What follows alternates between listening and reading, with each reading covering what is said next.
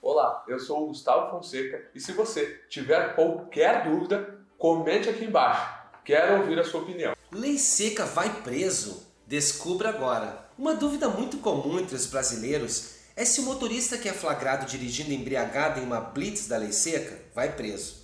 Na maioria das situações de embriaguez ao volante, o condutor é autuado por uma infração de trânsito. Essa autuação, por sua vez, pode resultar na aplicação de multa e suspensão da Carteira Nacional de Habilitação, a CNH. Mas a situação pode ser muito mais grave. A possibilidade de um motorista acabar sendo preso durante a abordagem na blitz existe sim. O primeiro passo para evitar que isso aconteça é se informar sobre o que diz a lei. É importante lembrar que nenhuma quantidade de álcool no organismo é tolerada pela legislação. Para saber o que consta na legislação de trânsito sobre o assunto, acompanhe esse vídeo. Aqui você descobrirá quando o motorista pego na lei seca vai preso, como acontece a prisão em flagrante, o que é a condenação por crime de trânsito e o que acontece ao motorista embriagado que comete homicídio culposo. Se você gostou do conteúdo até aqui, se inscreve no canal e deixa um comentário. Afinal, quando o motorista pego na lei seca, vai preso? Quando o motorista flagrado dirigindo embriagado na lei seca vai preso, é porque se considera que ele cometeu não somente uma infração de trânsito, mas um crime de trânsito. E qual a diferença entre uma infração de trânsito e um crime de trânsito? A infração, diferente do que muitas pessoas pensam, não existe somente na esfera administrativa. Comete infração todo aquele que ignora e desrespeita as leis definidas pelo Estado para o correto e ordenado comportamento social da população. Assim, existem tanto infrações administrativas como infrações penais, crimes e contravenções penais, as quais se diferem entre si por serem determinadas em âmbitos diferentes do direito. As infrações de trânsito nada mais são do que infrações administrativas. Assim, elas serão averiguadas por meio de um processo administrativo, os quais são realizados pelos órgãos do Sistema Nacional de Trânsito. Um crime de trânsito, por sua vez, é bem diferente. Os procedimentos que levam o condutor a ser acusado, absolvido ou condenado ocorrem na esfera penal, respeitando o que consta no Código Penal e no Código de Processo Penal. Cometer um crime de trânsito, portanto, é muito mais grave do que cometer uma infração de trânsito. O Código de Trânsito Brasileiro, CTB, prevê penalidades tanto para a infração administrativa quanto para a infração penal. Quanto à conduta de dirigir embriagado, o Código de Trânsito Brasileiro prevê duas situações. Uma em que esse comportamento é considerado infração de trânsito e outra em que é crime de trânsito. Como estou falando dos casos em que o motorista pego na lei seca vai preso, explicarei o artigo do CTB que dispõe sobre crime de trânsito. Trata-se do artigo 306.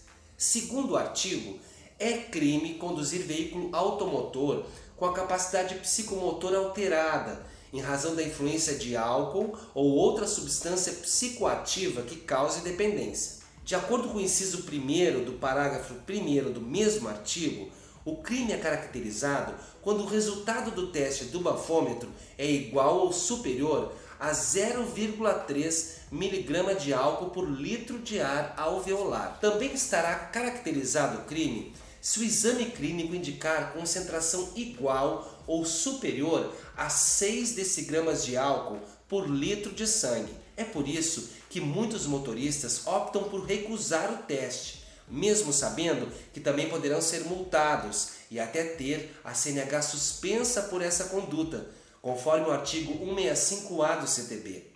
Assim, o condutor não corre o risco de ser preso, já que o agente não terá o resultado do bafômetro ou outro teste clínico para saber se o nível de álcool no organismo caracteriza crime. No entanto, o inciso 2º do mesmo parágrafo prevê outra maneira de identificá-lo, por meio da observação de sinais de alteração na capacidade psicomotora do condutor. É importante, portanto, saber quais são os sinais. Eles estão listados no anexo 2º da Resolução número 432 de 2013 do Conselho Nacional de Trânsito. Alguns dos sinais são olhos vermelhos, dificuldade de equilíbrio, agressividade, fala alterada, dentre outros. É raro a gente decretar a prisão do condutor embriagado unicamente com base na observação dos sinais, que indicam alteração da capacidade psicomotora.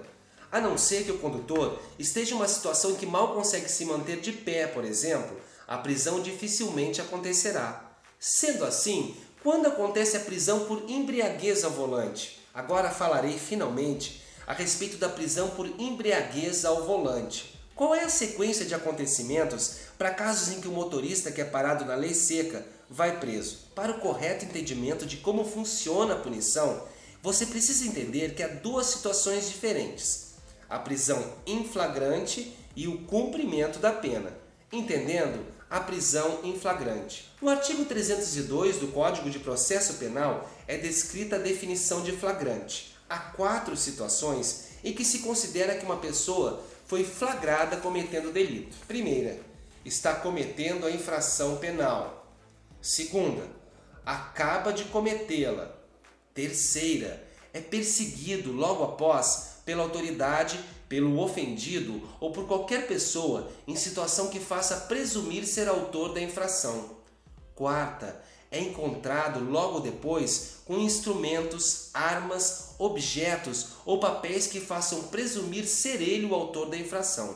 O flagrante ocorre quando o policial testemunha o crime sendo cometido ou uma situação que não deixa dúvida de que ele acabou de ser cometido. Então, o motorista parado na lei seca vai preso em flagrante quando o agente constata na abordagem que a capacidade psicomotora do condutor está alterada. Há diferentes formas de verificação da alteração, de acordo com o parágrafo 2º do artigo 306 do CTB. São elas: teste de alcoolemia ou toxicológico, exame clínico, perícia, vídeo, prova testemunhal, outros meios de prova em direito admitidos, observado o direito à contraprova. O que acontece é que somente o testemunho do agente não é suficiente para que o condutor alcoolizado seja mantido preso. A Constituição Federal, em seu artigo 5º, inciso 55, prevê o direito à ampla defesa a todo cidadão brasileiro.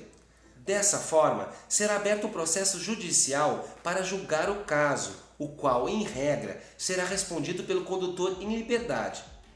Dada sua natureza administrativa, a prisão em flagrante funciona como medida cautelar mediante a ocorrência de infração penal, conforme os artigos 301 e 302 do CPP. Assim, para que o preso seja liberado, ele terá de pagar uma fiança, que consiste em uma espécie de garantia. Se o condutor for condenado, a importância paga será utilizada para o pagamento de multa e despesas processuais, de acordo com o artigo 336 do CPP. Em caso de absolvição do acusado, ou se declarada extinta a ação penal, o valor recolhido será devolvido, atualizado e sem desconto, ao condutor. Como a pena máxima para o crime do artigo 306 do CTB é de 3 anos, o valor da fiança ficará entre 1 e 100 salários mínimos, conforme o artigo 325 do CPP. O valor exato da fiança será determinado pela autoridade responsável, nesse caso, o delegado responsável, o qual deverá respeitar o limite determinado por lei. Agora, saiba o que pode acontecer com o condutor que é condenado após ser pego na lei seca, entendendo a condenação por crime de trânsito. É comum os condutores levantarem o seguinte questionamento: após o julgamento do processo judicial, o motorista condenado por crime de trânsito pela lei seca vai preso de novo? Antes de responder, é preciso analisar a pena prevista no artigo 306 do Código de Trânsito para o crime de dirigir embriagado. É determinado que o condutor seja detido por um período de 6 meses a 3 anos, pague multa e ainda tenha o seu direito a obter permissão ou habilitação para dirigir suspenso ou proibido. Assim como o valor da multa, o período de suspensão também será definido pelo juiz responsável pelo caso, o qual deverá respeitar o prazo previsto no artigo 293 do CTB. Varia entre 2 meses e 5 anos o período durante o qual o condutor estará proibido de obter permissão para dirigir ou habilitação. também conforme o artigo 293 do CTB. De acordo com o artigo 33 do CP, a detenção é uma pena privativa de liberdade que deve ser cumprida em regime semiaberto ou aberto. Por sua vez, o artigo 44 do Código prevê que as penas restritivas de direitos são autônomas e podem substituir as privativas de liberdade em 3 situações. Assim, será possível a substituição da pena privativa de liberdade pela pena restritiva de direito quando a pena privativa de liberdade aplicada não for superior a 4 anos e o crime não for cometido com violência ou grave ameaça à pessoa, ou se o crime for culposo, independente da pena aplicada. Se o réu não for reincidente em crime doloso, a culpabilidade, os antecedentes, a conduta social e a personalidade do condenado, bem como os motivos e as circunstâncias indicarem que essa substituição seja suficiente. Como o motorista condenado pela lei seca vai preso por no máximo 3 anos, a pena privativa de liberdade poderá ser substituída pela pena restritiva de direitos. Ainda, de acordo com o parágrafo 2º do artigo 44 do CP, a substituição pode ser feita por multa ou pena restritiva de direitos em caso de condenação igual ou inferior a 1 ano. Se superior a 1 ano, a pena privativa de liberdade pode ser substituída por uma pena restritiva de direitos e multa, ou por 2 restritivas de direito. Para isso, é claro, deverão ser obedecidos os demais critérios mencionados nos 3 incisos do artigo 44 do CP. O artigo 312-A do CTB define quais são as penas possíveis quando houver a substituição nos casos de crimes de trânsito, os quais são previstos do artigo 302 ao artigo 312. Nessas situações, a pena sempre deverá ser de prestação de serviço à comunidade ou a entidades públicas. Nos 4 incisos do referido artigo, são determinadas as atividades que constituem o cumprimento da prestação de serviços. São elas: